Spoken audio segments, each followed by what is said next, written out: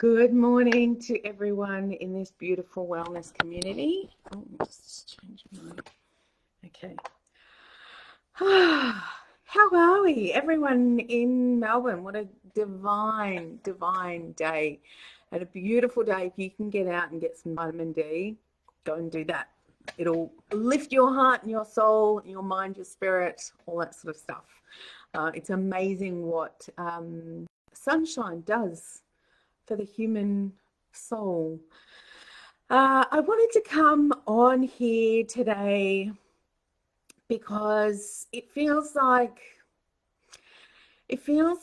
I've been seeing clients now. I've opened up my treatment room for the last couple of weeks, and there's been lots of big energy, which is totally understandable, because we've all just come out of lockdown, and the world seems to be opening up a little bit more. Hey, darling Kerry, how are you, gorgeous? Thanks for joining me. So I wanted to share with you this little technique, or this system that I share with a lot of my clients. And I've called it the Holistic Lifestyle Audit. So it's a beautiful way, because obviously I work with people. I want them to reconnect with themselves. I want them to love and trust themselves again, listen to their divine body wisdom, all of that sort of stuff. So it's a lot of self-inquiry. It's a lot of self-observation with love and respect and compassion for the self. So this holistic lifestyle audit is really, really beautiful. And obviously I work with energy as well. So it taps into not only the physical, the 3D world, but also it taps into the energy centers as well. But I go into more depth in that when we work together, trying to bring harmony into your life. So we're going through, for you, it's bringing your attention to 7 different aspects of your world. You've got the physical, the emotional, the social, your environment, so environmental, occupational, intellectual, and the spiritual aspects of your world. And I'm quickly going to just give you some questions, or some kind of, they are questions for you to ask yourself, just to connect with yourself and tap into where you are in each of these aspects of the self. I actually do have a little pie graph that, once you sort of ask yourself these questions, that you can put in from 0 to 10, where that sits. And I can post that. Actually, I'll post that into the comments section as well. So you can either print it out, or you can just write down a number. And it just gives you an idea as to where in your life may need a little bit more love, for you to feel good, and where you are good. So there's just different aspects of yourself that you just, sometimes we just forget, we forget what influences our moods and our physical being and our mental health and all that sort of stuff. So this is treating you as a whole, looking at all aspects of your life. So the first aspect that I like to talk about is the physical self. So this, when we're talking in conjunction with our chakras, it correlates, or it works really well with the energy of our base chakra, our root chakra, which is down the bottom. So some questions that you can ask yourself for some self-inquiry. Are you feeling safe? Checking in on how your body is in the morning. Does it feel tight and stiff? Like, are you carrying the weight of the world on your shoulders, and stress in your tummy and in your muscles and that sort of thing? And just asking yourself, when was your last checkup? I'm actually in the middle of doing like a full self checkup, talking to psychologists, working with Chinese doctors to see what's going on with my gut health, all that sort of stuff. Seeing chiropractic, doing some yoga, eating really great foods, and working with my Chinese doctor with that as well. So it's really just giving yourself a really good, and obviously with the physical and the root chakra, it's all about your foundation. So it's making sure you are in a really good, steady, solid place, feeling supported. Like, how are your finances? Do you feel like what areas do you maybe feel unsafe or uneasy or unsteady? So explore that physical side of yourself, because this is the foundation of your well-being, of your physical self in the physical world. So rate yourself from 0 to 10, 0 being not so good, to 10 being I'm killing it. Awesome, feeling really good. My body's working really well. My, job's just kicking goals, all that sort of stuff. The next one, the emotional aspect of yourself. How do you act and react to certain things? Are you triggered really easily to comments or people or places or things? Be really mindful. Do you react in a knee-jerk reaction without actually sitting back and going, sussing out all that sort of stuff? Getting rid of assumptions. If you have any questions to anybody, ask the questions before just assuming that this is how they meant, this is what they meant. So really being mindful on how you are acting and reacting with people in your world, places, things, same sort of thing, events, because there is such a high, there's a lot of high energy at the moment. So give yourself permission just to take a few deep breaths and really, figure out a healthy way to act and react. And if you are triggered, go into those questions. Well, what is it about it that triggers me?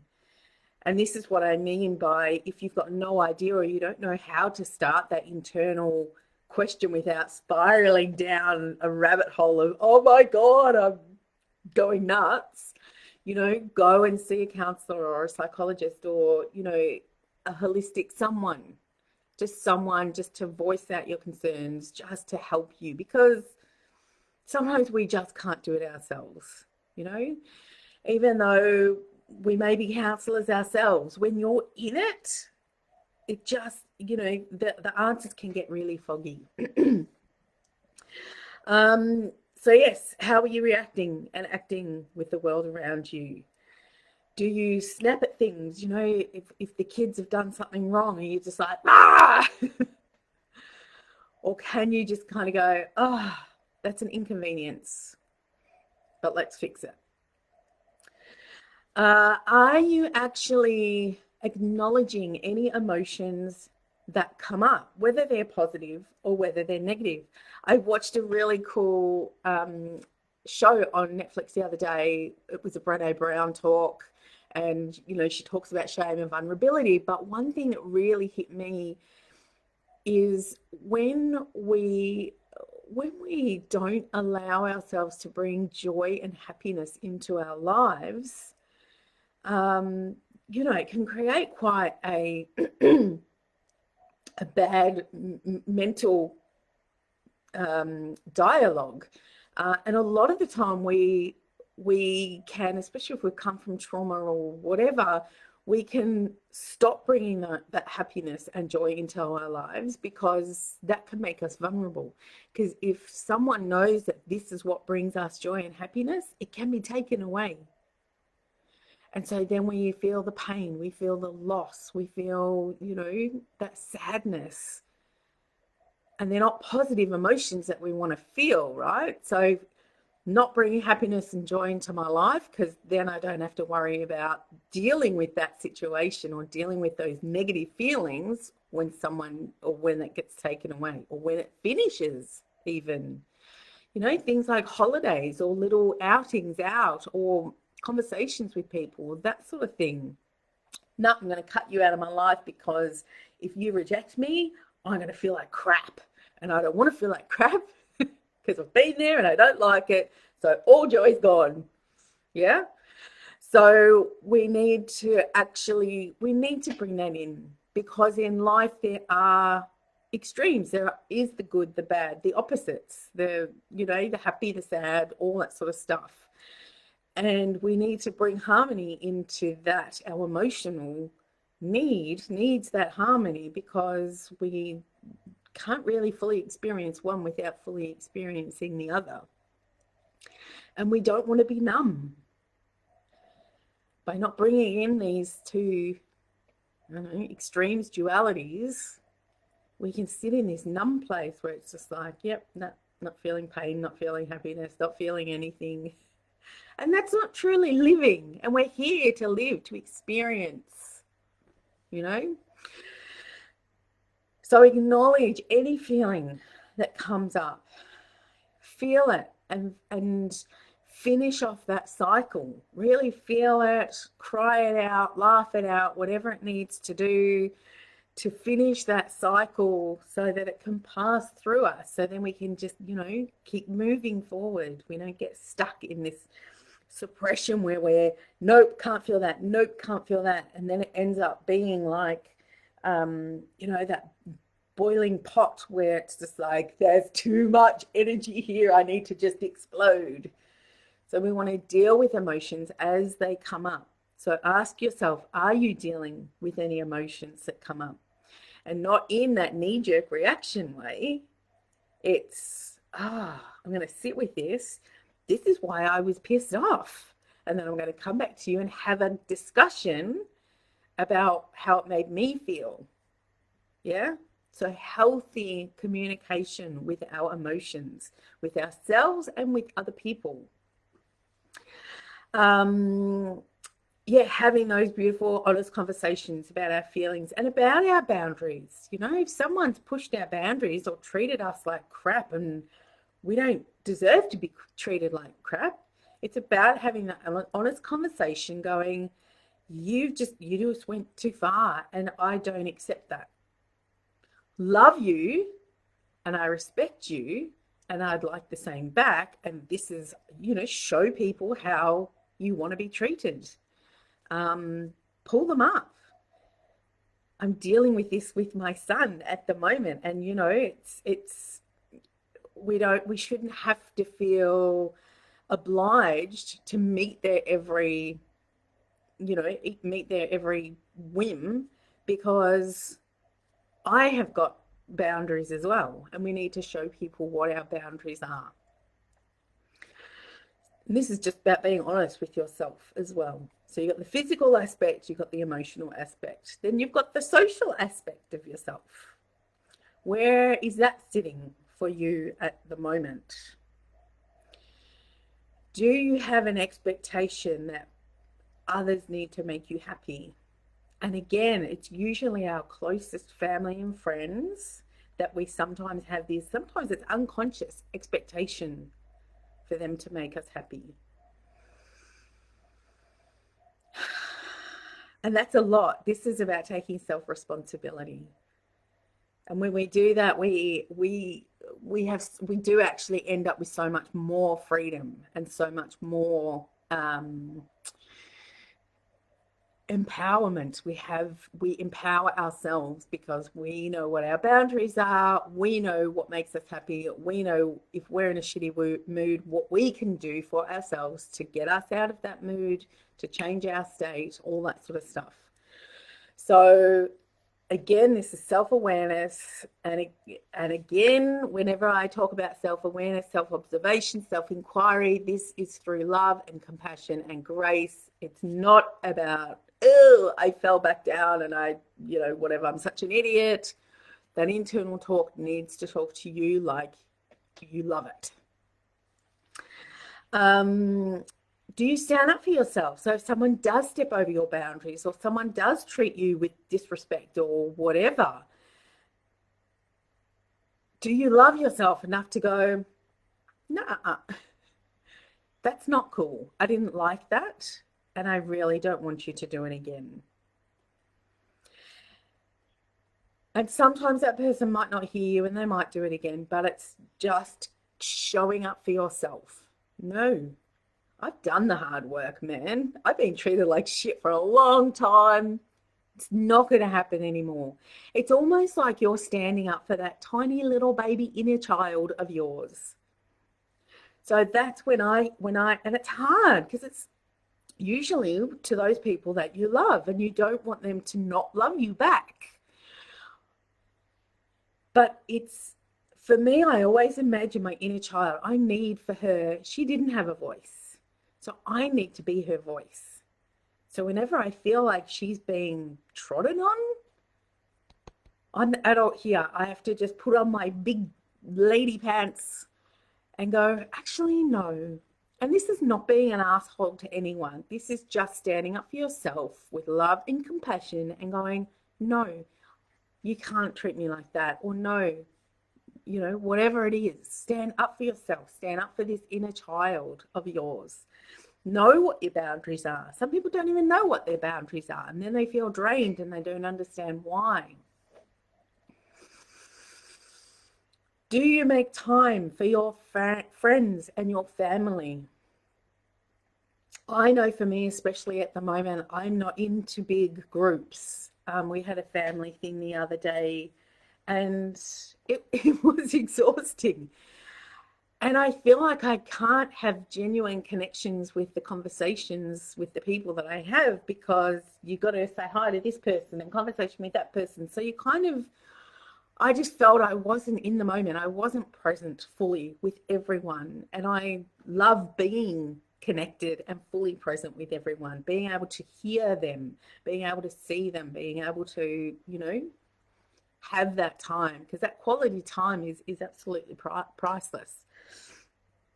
So having, even if you are not comfortable seeing people face to face at the moment, having conversations with people, that connection, that socialization, and again, knowing what your boundaries are and knowing, when you can, okay, I've had enough now, I'm going to go home. But allowing yourself to connect with other people as well.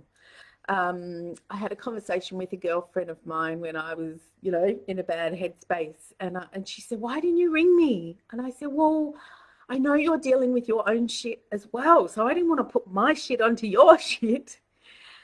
And she said, "But it takes me away from my own crap, She goes, "I was actually then in a position where I could offer help to my friend and help them through managing their own stuff, and then that was reciprocated. So then she was talking to me about her stuff, and I was able to help, her through her stuff. Because again, when we're in it, sometimes we don't see the most simple answers in front of us, and it's usually information and wisdom that we give other people that is actually priceless for us as well. We could take it on. So when we give our wisdom to people and share our own stories with other people, we get that beautiful reciprocation of, oh, I've actually got a purpose. I'm helping my friend, and and then they're helping me. And so I've never forgotten that. So now, sometimes even if I don't feel like talking to anyone, because I'm afraid, oh, my cat's here, because I'm afraid it'll burden them, it's not a burden. It's never a burden. So please reach out to people, have that beautiful connection, know what your boundaries are with big social groups. Like we're coming into December and festive season, so there's going to be lots of parties and gatherings and all that sort of stuff. A lot of my clients at the moment, there's a big, I want everyone to be aware of the energy that they're giving out and the energy that they're bringing in. So even though we're doing this connection, we're socializing and it's fun, sometimes it still can be a lot of energy out. So we have to be really mindful of what is it for you that brings that energy back in, that fills your cup. And it could just be a walk down the beach, or it could be creating, or it could be gardening, or it could just be reading a book, having a bath, going to bed early. Differentiate what brings energy in, what fills your cup, and what brings energy out. So, the social side of stuff. And then we go into, so where does that rate? 0, 10, 0 being, yeah, I'm not that social, to 10 being, yep, I'm in harmony with all of that. I have a good amount of energy coming in, good amount of energy coming out. The environmental aspect of the self. How are you feeling? Are you feeling overwhelmed? Are you feeling all in your head? Are you feeling disorganized? Are you feeling scattered? A really beautiful way to come back to self, to feel more centered, to feel more organized, is to simply look around your environment. Look around your room, look around your car, your bedroom, your office space, your creative space, outside your home. What is it like? Is there shit everywhere? Is it disorganized? Is it messy? Does it need dusting? So start to, really clean up your external world, your environment, because that just makes a difference to your inner world, your inner mind, your energy on the inside. Like, usually when we're scattered or stressed, you kind of feel the energy vibrating like this. We're like, ah. So we want to bring that harmony back. So even if you do, I have a list that, if I'm in my overwhelmed mode, I'll have a list where it's just cleaning one room a day or a week, whatever works for you. So cleaning the bathroom, in the shelves, the shower, the grout, the windows, the shower head, just one room at a time. And the car, vacuum the car, take out all the rubbish.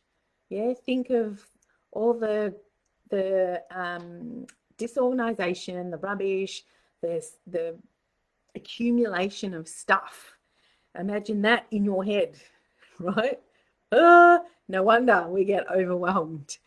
So have a look at your environmental stuff, clean up your environmental stuff.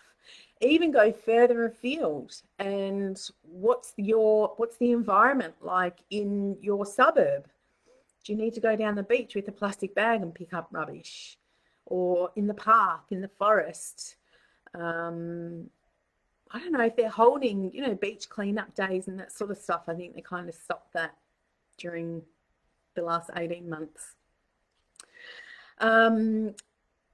It's also being conscious of your state of mind. Are you taking self-responsibility? Are you taking responsibility for the choices that you make, for the situations you find yourself in? Or are you blaming the external world, whether it's a person, a place, a thing, whatever? Are you blaming other people or pointing the finger at someone else because of where you are? Is your mind full? So what is going on in your mind? Are you all in your head? Do you have 1,000 things that's in your internal checklist? And that can be quite exhausting, because your mind, the best thing you can do with a large checklist is to write it out so that you can visually see and your unconscious knows that it's been acknowledged. If it's spinning around in your mind, it keeps coming back to that. Oh, did you remember that? Yes, I remember that. Did you remember that? Oh, what about that? Yes. So there's this internal, and the energy out is draining. So make lists. What bills do you have to pay? What do you need to do for work? What do you need to do with the children? What do you need to do with the partner? What do you need to do for a party? Whatever. Have an external list that you can look at, check off. Your unconscious knows, yep, it's been noted, gives the brain a rest. So where are you environmentally? How's your environmental aspect of the self? Do you need to clear the clutter? Do you need to wash the car? Do you need to do outside work? Because that reflects on your inner state of mind. Then occupational. Occupational. Do you love your job? If not, can you look for another job while you're still working in this job? Or can you leave your job and take a break? Reevaluate what your skills are, what you want to do, where your passions lie. If you can't leave your job, bring in a hobby that counteracts that. So make time to do something that you love.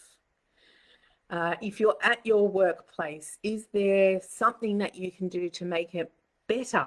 Whether it's, some beautiful stuff on your desk, some inspirational quotes, lock the door, create your workspace as a beautiful, safe space. If there's a situation going on that is really, really damaging, you really need to, one, either sort it out, or two, get the hell out of there. Find another job. Take something, if it's too high stress, you take an opportunity to reduce your workload. We really need to look after our skin suit, our stress levels, because otherwise, our family and friends are going to suffer. We're going to suffer. I know, looking back on myself, hindsight's wonderful, that, when there is an aspect of your life that is so debilitating, it does just change your whole perception. It changes your whole mood. You snap at people, you growl at the children, and it's got nothing to do with them, actually. It's just that there is a seed of unhappiness in yourself that you're frustrated with, that you're angry with, you don't know how to change. Again, talk to a counselor or a psychologist or something to help you move that. Bring in some hobbies. Sometimes our hobbies end up being our work, and that can be amazing. But then bring in another hobby. So there's kind of got to be work and play. Even if it's just, I don't know, having a walk down the beach, or, whatever it is. What else have I got here? Do you try your best every day at work? Or are you going to work going, I don't care, I don't care, I don't care? That's a big sign that you need to change something. Whether it's the same job in a different place or a totally different job or whatever. We need to be inspired. We need to be encouraged. We need to have some love for what we're doing, for our purpose. There needs to be this beautiful balance in our occupation, because that's working with our throat chakra. It's how we communicate with the world. It's how we're showing ourselves to the world. Are you in alignment with the self of who you truly are? Or are you doing something that's totally against all of your values, your beliefs, and there's just no, it's like different worlds apart. So you need to be in line with who you truly are. Then we can talk about the intellectual self, the aspect of ourself, our minds, what's going on. Is there something that you would you've had an interest in ages and you'd love to learn more about? That's how I got into soldering just weirdly, I mean, I've always loved jewelry. It's shiny, it's sparkly, it's crystal jewelry. I love it. And I follow a lot of amazing pages on Instagram, and I was like, God, I just want to know how to do that. So challenge yourself. There are so many platforms for us to learn stuff from. I taught myself how to solder through YouTube videos. There's Facebook groups, and I asked a lot of questions. So join Facebook groups, join if you've got a community house or an information center. They usually have some information on where you can go to learn something new. It could be a language. You've always wanted to learn how to speak Italian because it's sexy. Go and do these courses, like get your brain going. And these can also interchange. So these kind of things can become your hobby. And that's fine because you're kind of doing two things with one thing.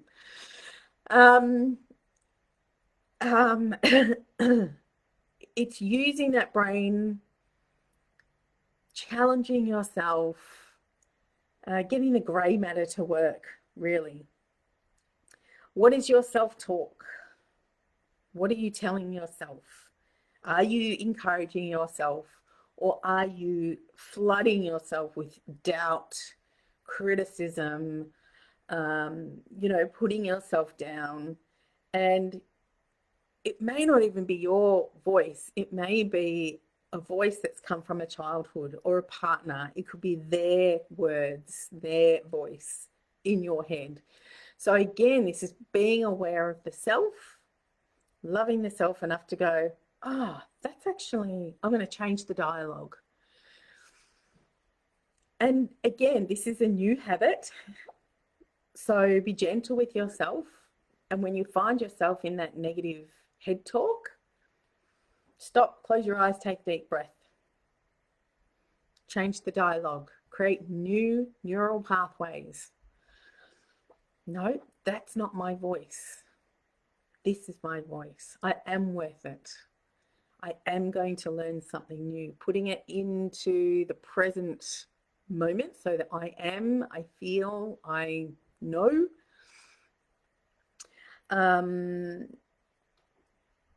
When was the last time you had a really, really great conversation that it was full of passion? You had, a lot to say about it. You wanted your input to be heard, because usually those things are where your passion lies.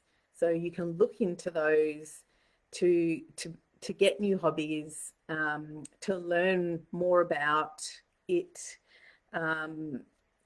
bringing that sort of stuff into your physical world. Oh my God, my cat's gone crazy.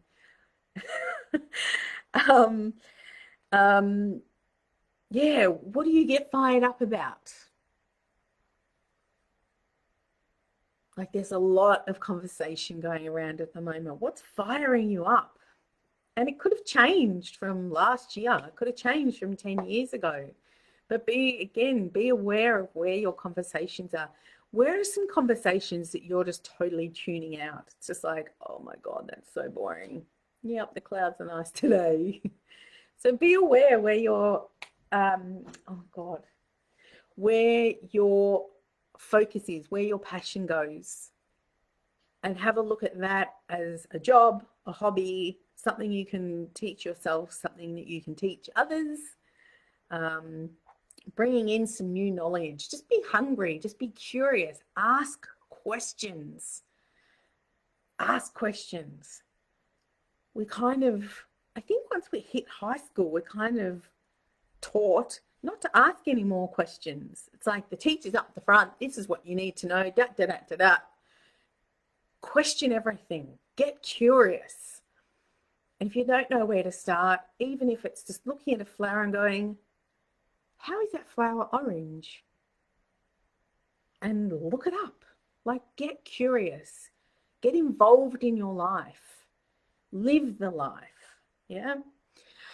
And then we've got the spiritual aspect of ourselves. And this is really about being in the moment. This is about being present, being connected to who you are, being connected to the world around you, being connected to people around you, but being so sure of yourself, and not in an egotistical way. This is the connection to self, that you're not necessarily heavily influenced by the outside world, that you're open to knowledge and open to wisdom and opinions and all that sort of stuff, but trying all those things on and seeing whether it fits in with where you are in every moment. Being conscious of your breath, bringing in life force, energy with the in-breath, and exhaling, like removing all the stuff that was no longer needed for our forward journey on the exhalation.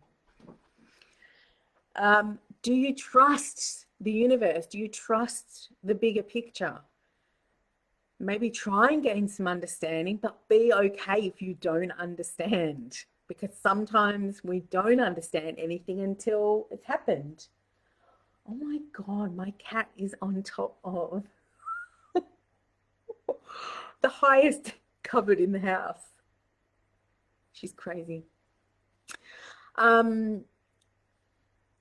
Yeah, are you able to, in a discussion or in any situation, are you able to pick yourself up out of it and put yourself so that you can observe the bigger picture? Again, not necessarily understanding it, but just going, oh, this is what's playing out. Okay. And just trusting the universe, trusting, everybody's got their own journey. Everyone is exactly where they are supposed to be at any given time. And again, this comes back to, how are you reacting to that? So practicing non-attachment, respecting other people, looking at your life and everybody else's life with just love and compassion, and just, okay, it is what it is. So yeah, do you believe in something bigger than yourself? Do you give yourself permission to stop and be still? Or are you always busy? Got to do this, got to do this. Oh, yep, I'm doing this at the moment, but I'm thinking about this.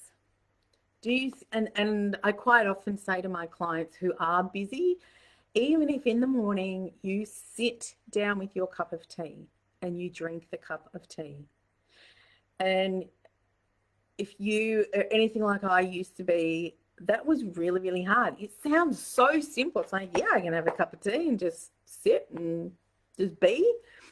But I remember the first few times I was doing it, and I was sitting and, for like a minute, I'd go, oh, this is really nice. And then I go, oh, I've got washing in and I'd go to get up, and it's like, stop, sit down. Like, how long does it take to drink a cup of tea? It's like 10 minutes maybe. Sit down, because the laundry will still be there. If a phone rings, they can leave a message, you can ring them back in 10 minutes. They don't know what you're doing. You could be on the toilet, or you could be in the shower, you could be in the backyard, or whatever. So give yourself permission to be, just to sit, to really drink that cup of tea, to feel the sun on your face. Yeah? Give yourself permission to be.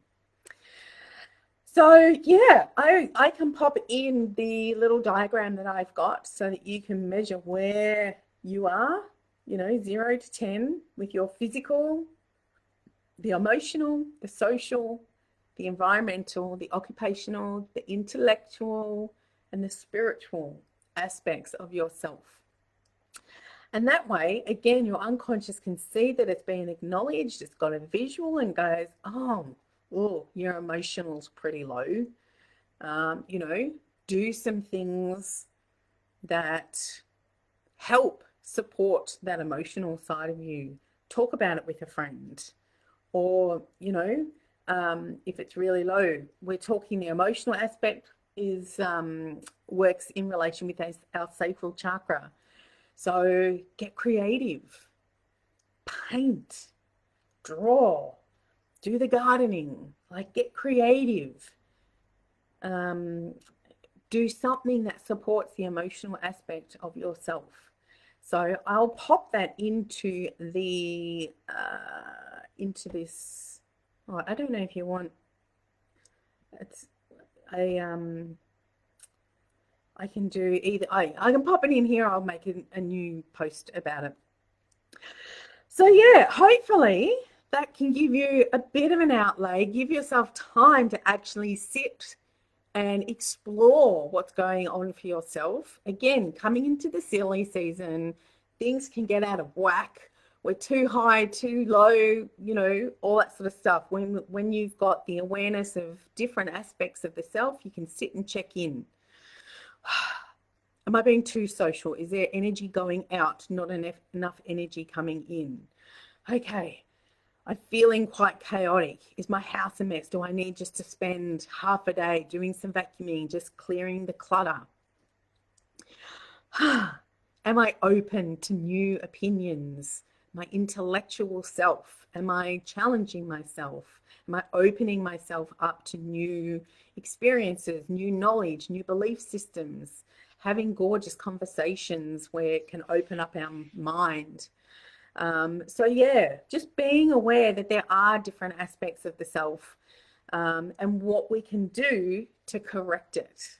And so you can go back to the chakra series that I did, and you know, if the intellectual side is too low, bring in some of the stuff that, you know, your third eye can really bring into harmony. So it's looking at the bigger picture, or it's creating a vision board or something like that, trusting your intuition, having an open mind, all that sort of stuff.